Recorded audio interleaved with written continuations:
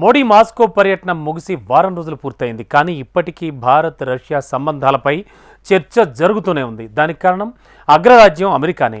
NATO కూటమి వజ్రోత్సవాల వేళ మాస్కోలో పర్యటించడం బైడెన్ సర్కార్ జీర్ణించుకోలేకపోతోంది. బహిరంగంగా విమర్శలు చేయకపోయినా పరోక్షంగా ఇండియాను టార్గెట్ చేసే ప్రయత్నాలు చేస్తోంది. తాజాగా ఉక్రెయిన్ రష్యా యుద్ధానికి ముగింపు పలకాలని విజ్ఞప్తి చేసింది. అయితే ఇందులో టార్గెట్ చేయడం ఏముంది అంటారా? అస్సలు లెక్క అక్కడే ఉంది. ఇంతకు భారత్ రష్యా సంబంధాలు అమెరికాను ఎందుకు చికాకు పెడుతున్నాయి? అమెరికా ఒత్తిళ్లకు భారత్ ఎలా బదులివ్వబోతోంది? Watch this. మోడీ మాస్కో పర్యటన బైడెన్ సర్కార్ను వేధిస్తోందా? నాటో సమావేశాల వేళ పర్యటించడం చికాకు పెట్టిందా? యుద్ధం ఆపాల్సిందిగా ఇండియాపై ఒత్తిడి అందుకేనా? దౌత్య ప్రపంచంలో ఏది యాదృచ్ఛికంగా జరగదు. పర్యటనలైనా, ప్రసంగాలైనా, సమావేశాలైనా, ఒప్పందాలైనా దేశాల ప్రయోజనాలతోనే ముడిపడి ఉంటాయి. సమయం, సందర్భము తప్పక ఉంటాయి. తమ ఆలోచనలేమిటో నిక్కచ్చిగా చెప్పడం కూడా వీటి ఉద్దేశంలో భాగమే. ప్రధాని మోడీ మూడోసారి అధికార పగ్గాలు చేపట్టిన తర్వాత తన తొలి విదేశీ పర్యటన కోసం ఇరుగు పొరుగు దేశాలను సందర్శించే ఆనవాయితీని పక్కన పెట్టి రష్యాను ఎంచుకోవడం వెనుక వ్యూహం అదే అంటారు విదేశాంగ నిపుణులు. తాజా పరిణామాలు అమెరికా కసుబుస్సులు చూస్తుంటే మోడీ మాస్కో పర్యటన పెను ప్రకంపనలు సృష్టించినట్టు కనిపిస్తోంది. 2 రోజుల పర్యటన జూలై 9న ముగిసింది. అయితే అదే సమయంలో అమెరికా నేతృత్వంలో 75 ఏళ్ల క్రితం ఆవిర్భవించిన సైనిక కూటమి నాటో వజ్రోత్సవాలు వాషింగ్టన్లో జరిగాయి. సోవియట్ యూనియన్ కు వ్యతిరేకంగా ప్రారంభమైందే ఈ నాటో కూటమి. కాబట్టి ఆ సమయంలో మోడీ రష్యా పర్యటన సహజంగానే అమెరికాకు కంటగింపుగా మారుతుంది. కానీ భారత్ను డైరెక్ట్ గా ఏమీ అనలేని పరిస్థితి బైడెన్ ప్రభుత్వానిది. అలానే సైలెంట్ గా ఉంటే ఎలా? అందుకే పరోక్షంగా విమర్శలు చేసింది.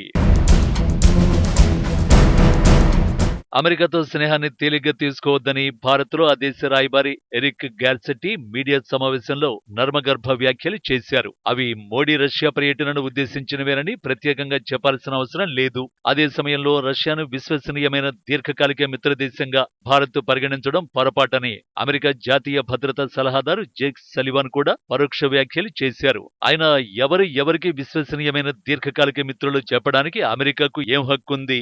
అంతేకాదు నాటో శిఖరాగ్ర సమావేశం జరుగుతున్న వేళ ప్రధాని మోడీ రష్యాలో పర్యటించడంపై అమెరికా అసంతృప్తితో ఉన్నట్టు బ్లూంబర్గ్ నివేదిక సైతం పేర్కొంది. ఇది భారత్తో ద్వైపాక్షిక సంబంధాలపై ప్రభావం చూపగలదని ఆ దేశ ఉన్నతాధికారులు భావిస్తున్నట్టు చెప్పుకొచ్చింది. బ్లూంబర్గ్ నివేదిక ప్రకారం పుతిన్ ను మోడీ ఆప్యాయంగా ఆలింగనం చేసుకున్న తీరు అమెరికా ప్రభుత్వం లోపల వెలుపల విమర్శలకు దారితీసింది.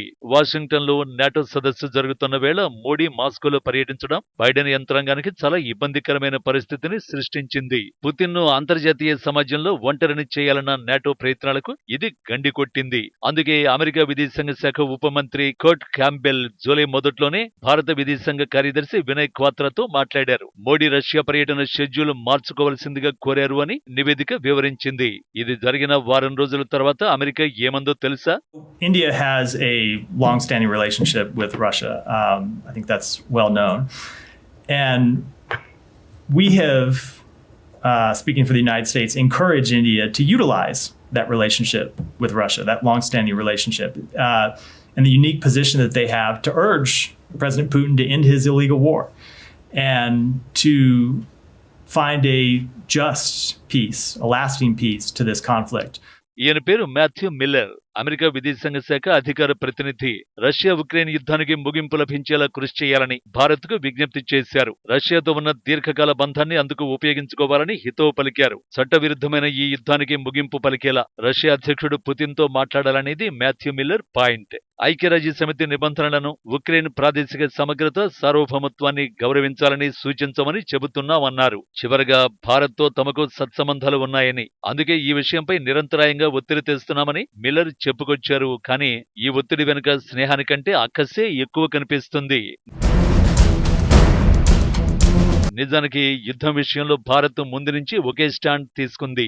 యుద్ధం ఎన్నటికీ పరిష్కారం కాదనే మోడీ చెబుతూ వస్తున్నారు. మాస్కో పర్యటనలో శిఖరాగ్ర చర్చల సందర్భంగా రష్యా ఉక్రెయిన్ యుద్ధంపై మోడీ కీలక వ్యాఖ్యలు చేశారు. బాంబులు, తుపాకులు, బుల్లెట్లు శాంతి చర్చలను సఫలం చేయలేవని స్పష్టం చేశారు. అదే సమయంలో ఉక్రెయిన్పై యుద్ధాన్ని పరిష్కరించడంలో సహకరిస్తున్న మోడీకి పుతిన్ కృతజ్ఞతలు తెలిపారు. శాంతి స్థాపనకు ఇంతకు మించి ఎవరైనా ఏం చేస్తారు? ఇన్ని చేసింది అమెరికాకు ఎందుకు కనిపించడం లేదు అన్నదే అసలు ప్రశ్న.